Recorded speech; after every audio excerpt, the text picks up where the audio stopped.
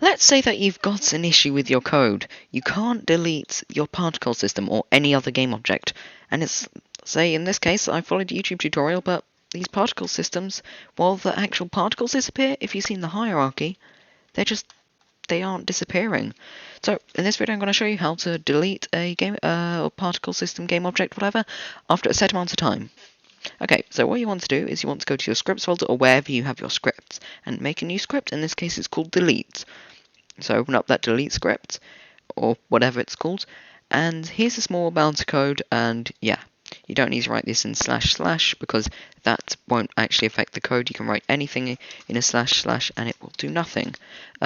Say, yeah, I give it this, and nothing would happen. Okay, so private void awake will be called whenever the script awakes. So yeah, I don't know how else to describe it. Yeah, and then StartCoroutine waiter will call this IEnumerator, which is waiter, and then it will yield return you WaitForSeconds 5, and where this 5 is however many seconds you want it to be. So I could change it to 10, 15, 100 if I wanted, but I'm going to keep it to 3, and Object.Destroy, this game object, will find the game object and destroy it. Also, if you're wondering why it says void awake, not void start, this is wrong. This is what void start does. Yeah.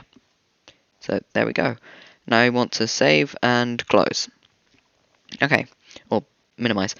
And now that we're in Unity, if we not hit play, if we go to particle system and then go to script and drag and drop our delete script, or however you want to add your script, there you go. That's all you need to do, and it should work, unless you forget to press save.